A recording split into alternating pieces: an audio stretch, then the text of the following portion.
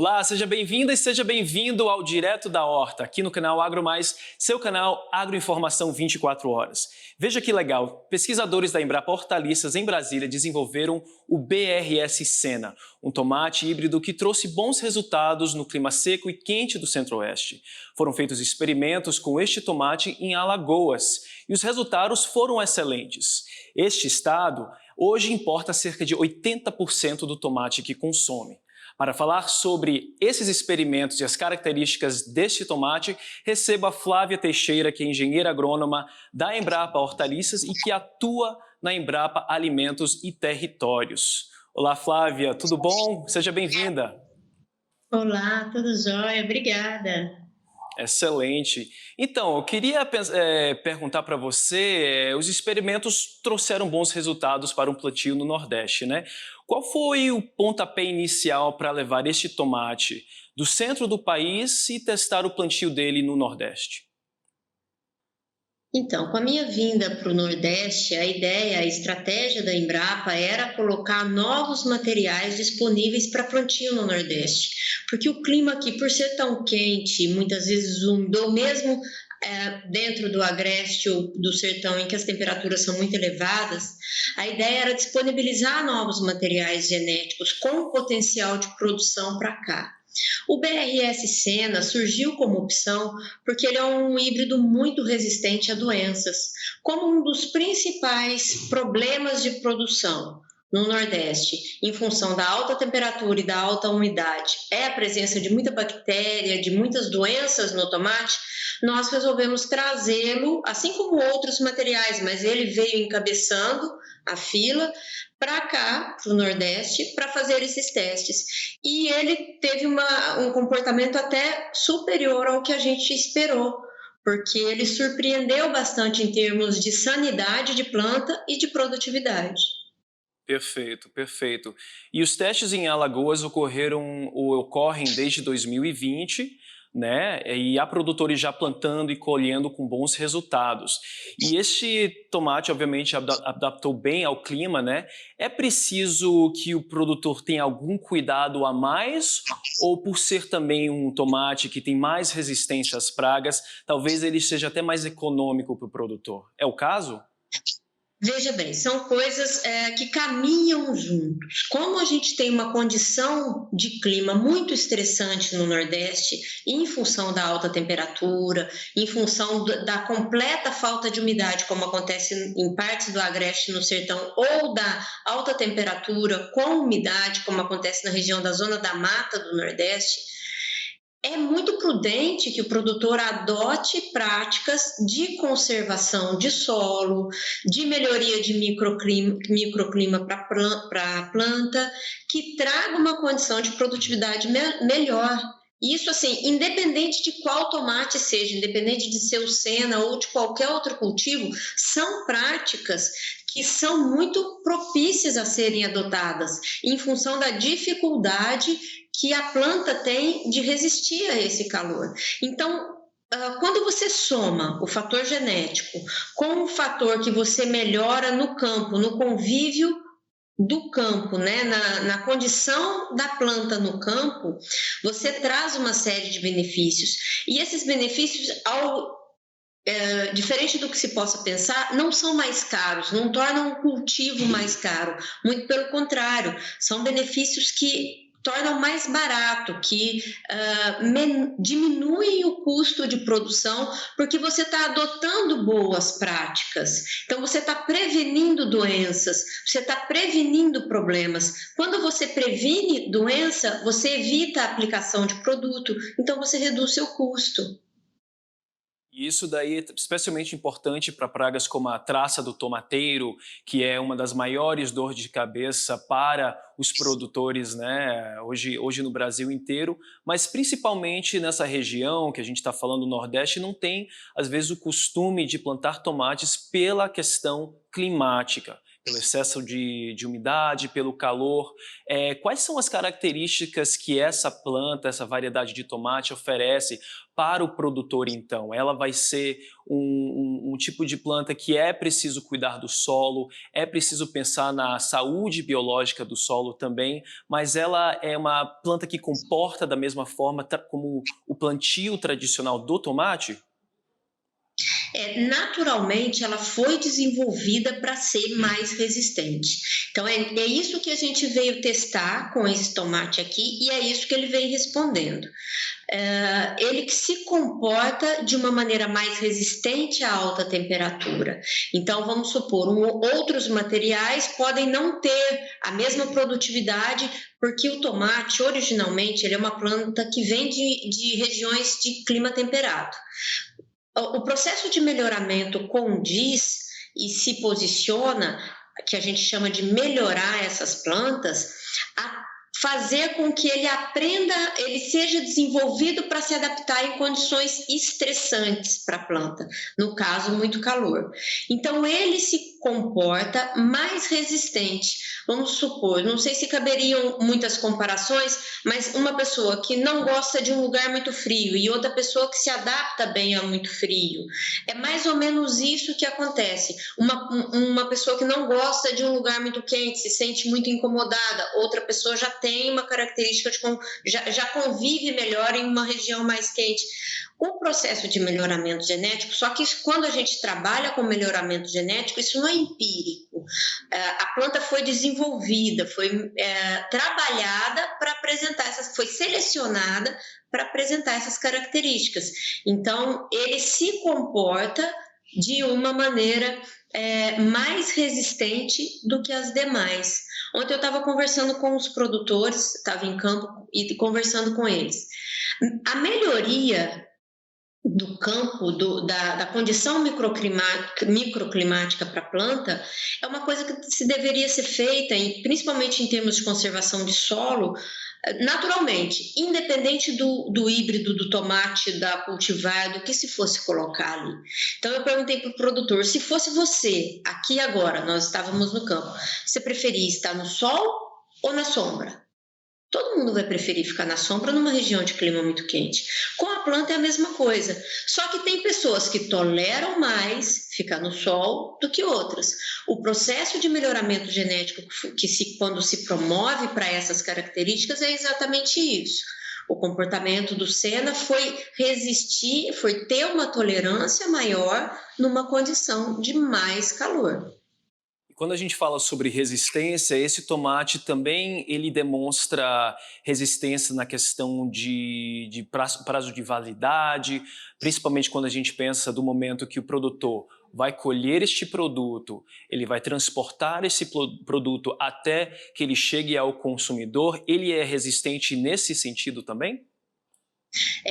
Tem uma característica muito interessante nele, que foi vista ainda no processo de no final do processo de melhoramento genético dele, porque o Sena ele foi desenvolvido para processamento, para a indústria.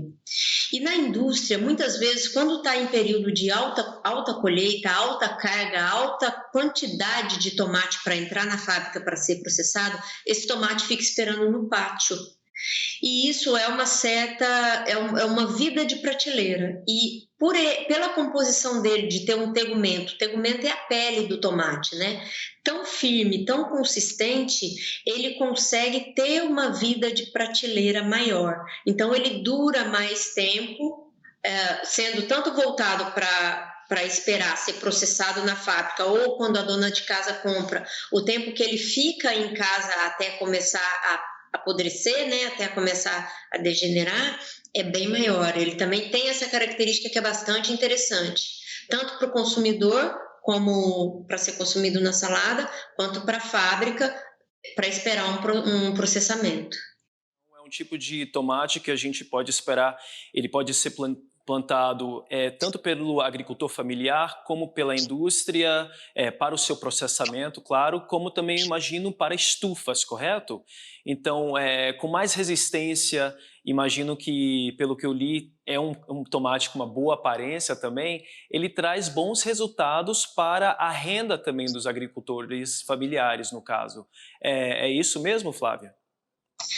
Uma coisa muito legal da gente conversar sobre isso é o seguinte: quando a gente está falando, seja com o produtor ou com a indústria, ou o produtor que produz para a indústria, é a sua margem de lucro. Quando você tem um tomate, um produto, qualquer que seja o produto, em que seu custo de produção é menor, então a sua rentabilidade em cima daquele produto vai ser maior. Então, como ele é um tomate muito resistente a doenças, você gasta menos produto, ele demanda, em relação a outros tomates, uma menor dose de adubação também, principalmente adubação nitrogenada. Então, você vai somando as coisas, o custo de produção dele, pelos inúmeros fatores de resistência, de rusticidade que essa planta mostra, ela é um tomate mais barato de produzir. Então, ele acaba gerando uma renda maior, né? Você gasta menos para a produção dele. Excelente, excelente. E para os produtores, os agricultores familiares também que desejam experimentar, plantar essa variedade, né, o BRS Sena que a gente está conversando agora, onde e como eles podem adquirir essas sementes? Como nós estamos num processo de teste dele aqui no Nordeste, principalmente, eu vou deixar com vocês o meu e-mail e vocês entram em contato e claro que seriam quantidades menores de sementes, somente para teste, eu estou enviando essas sementes para os produtores. Excelente, a gente vai informar esse e-mail aqui para os produtores, certamente, no final do programa. E eu gostaria também de saber, Flávia, nas características deste tomate, o que é interessante para o consumidor? Tem um lado muito interessante dele também, mais uma vez pegando o gancho da indústria, né, como ele foi produzido, como ele foi desenvolvido para processamento.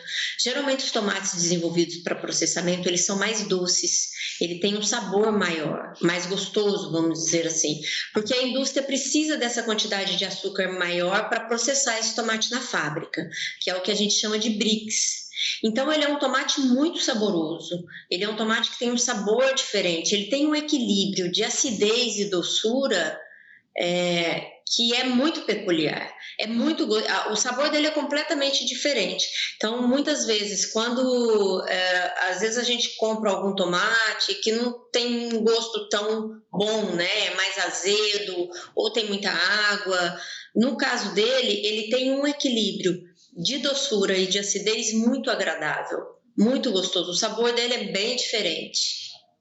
Falando de um tomate que agrada tanto a indústria, agrada a pessoa que está no mercado procurando um tomate para fazer uma salada, e também aquele cozinheiro que precisa de um produto bom para fazer molhos cozidos e também que não tenha uma acidez tão pronunciada, não é isso? Isso aí o Maceió é um polo gastronômico, né? Pelo fator turístico do estado. Então, é uma aposta muito grande da aceitação desse tomate junto aos chefes, junto ao grande número de restaurantes que tem aqui, assim como acontece em diversas outras regiões, justamente pelo sabor bastante refinado que esse tomate tem. Então, é um tomate que agrada tanto no campo, pelo custo de produção dele ser mais barato, pela produtividade que a planta vem expressando, quanto ele agrada na mesa, né? Tanto em termos de cozinha, em casa, quanto em restaurantes, né? E na fábrica também, que é o ponto inicial de que ele partiu. Então a gente tem um material bastante completo.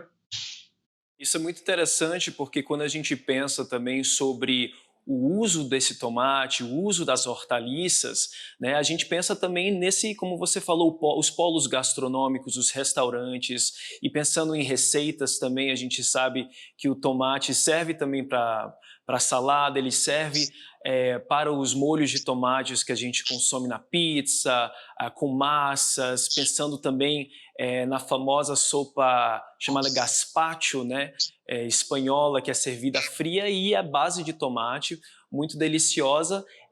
A propensão de ter um tomate que seja mais adaptado ao clima e que seja também beneficiado para uma região toda, quer dizer que essa região realmente consegue usufruir e ganhar acima desse produto. Eu queria saber, Flávia, como que esses experimentos eles podem resultar também no plantio em outras regiões? Porque por tomar Alagoas como um exemplo, pelo seu clima, a gente pode deduzir que o Nordeste inteiro pode beneficiar disso, correto? A ideia é essa, né? Por isso que a gente está fazendo esses testes e ir sentindo até onde que esse material vai, até onde que ele consegue resistir, até onde ele se comporta bem, né? A ideia é justamente ir ampliando toda a região, ampliando o leque, por isso que a gente está fazendo os testes, né? Então, é justamente ir abrindo isso. Em questão de transporte desse produto, os produtores precisam ter mais cuidado com ele. A gente falou que ele sobrevive um tempo de pátio muito bom, né? Mas ele é um tipo de produto que também é resistente aos eventuais machucados que ele pode sofrer no transporte, ou os produtores podem ficar mais aliviados com essa questão? Veja bem, quando a gente conversou sobre aquele tempo de espera na fábrica, isso é feito da seguinte maneira: o estado de Goiás, que é o maior produtor de tomate rasteiro do Brasil, eles carregam esses tomates em caminhões-truques, esses caminhões saem das lavouras e vão para a fábrica, né? No caso desse tempo de espera, ele fica condicionado naquele caminhão o tempo que for necessário em alguns dias para que a fábrica possa absorvê-lo. Então, isso é justamente aquele fator que a gente conversou sobre essa vida de prateleira. Para a fábrica não chama vida de prateleira, né? Mas esse tempo de espera, justamente por essa questão do tegumento dele ser tão firme. Ele, quando você pega, ele é um tomate carnudo, ele é um tomate maçudo, então ele não tem a polpa mole. Então ele resiste bem a dano, a impacto. Claro que tudo sempre dentro de um certo limite, né? Mas bastante aceitável para uma condição de uma fruta perecível como o tomate. E como estão os estados de produção e testes com os produtores no campo? Você já vem fazendo isso desde 2020, mas eu gostaria de saber como é que os produtores eles mesmos estão reagindo aos resultados em Alagoas.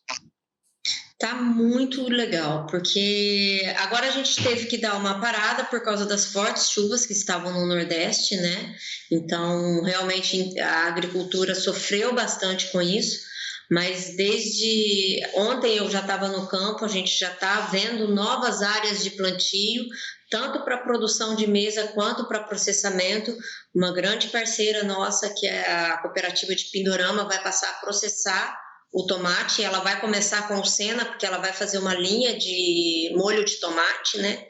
Então ele já vai ser direcionado para a indústria. A aceitação que a gente tem nessa experiência dele, que foi para a mesa de 2020 para cá, foi muito positiva, justamente por isso. O produtor tem um produto de baixo custo, que ele consegue produtividade e ele conseguiu encaixar esse produto nas feiras, por exemplo. Ontem os produtores que plantaram ele na última safra, antes de começar essas chuvas, estavam me contando que quando acabou a colheita, eles colhiam e vendiam na feira.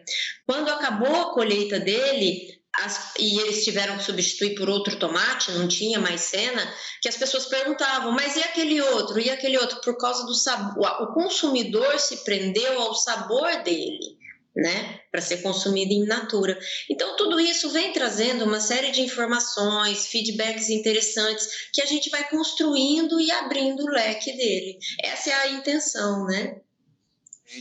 E para os produtores que estão nessa situação de um excesso de chuva no Nordeste, estão plantando, ou no futuro, no ano que vem, quando eles vão se encontrar nessa mesma situação, o que eles podem fazer para melhorar seu plantio, para proteger as plantas? Seria o caso de pensar no plantio nessa época do ano em estufas ou em outro tipo de plantio?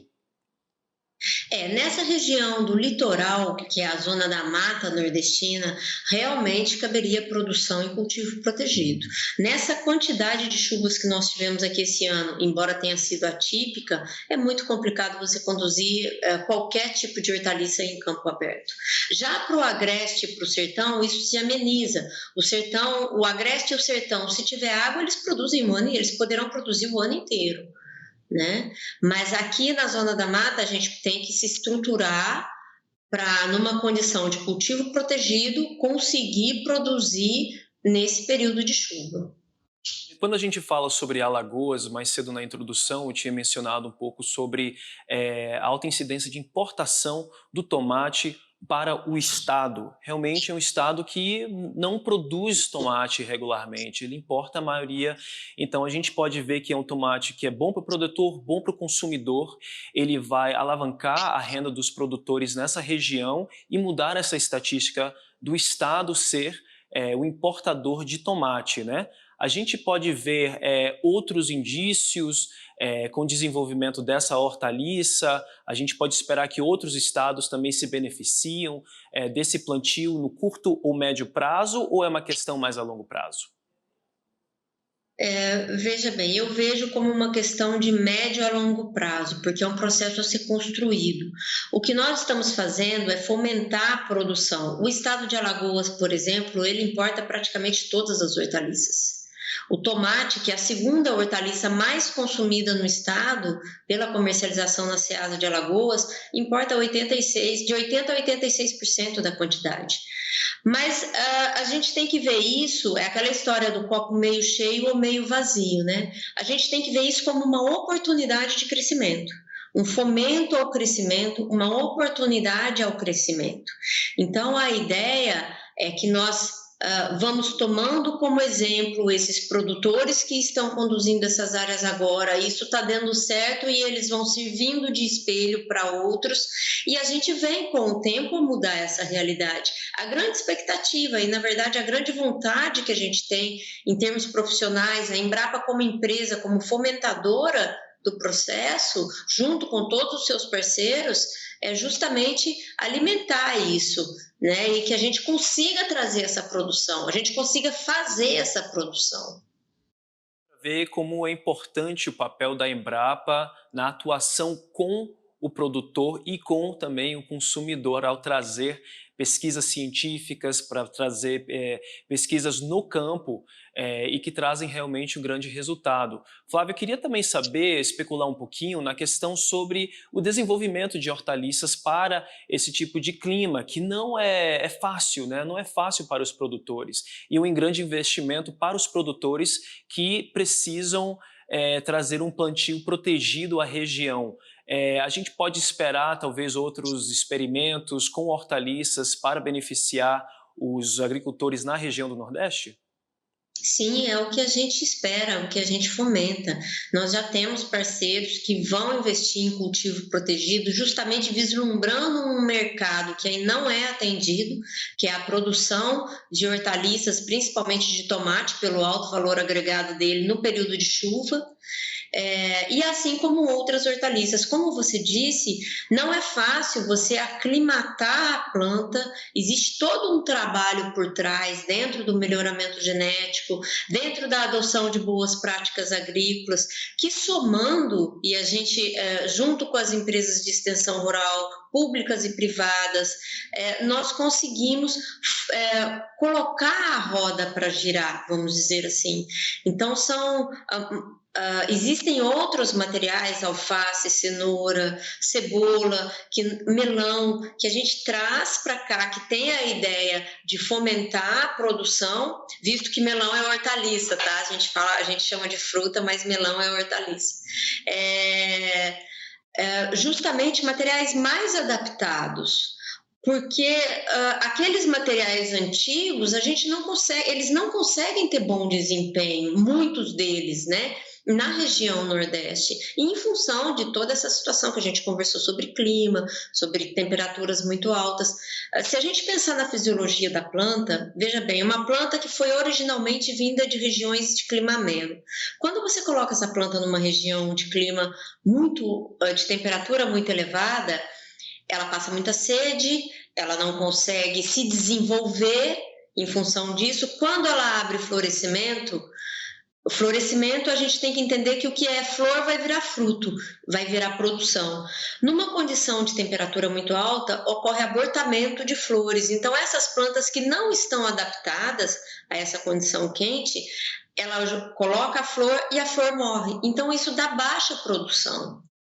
Quando o material já está aclimatado à região, ele tolera esse período de floração dele, tolera mais altas temperaturas, a planta consegue se desenvolver e ter uma boa produção. Então, dentro de todo um processo de resistência à doença, tolerância à alta temperatura, existe todo um trabalho por trás para que a gente consiga colocar algumas opções a mais de materiais que possam tornar a região autossuficiente e até mesmo pela qualidade. Veja, nós temos tantas frutas que o Nordeste produz com primor em função do calor, porque ao mesmo tempo o calor, ele concentra açúcar.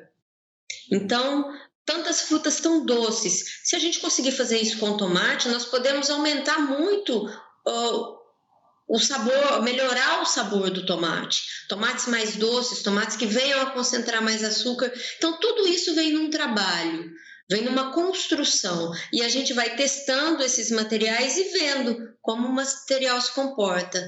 E com isso, a ideia é justamente ampliar, fazer com que o estado, com toda a região, se torne mais produtiva.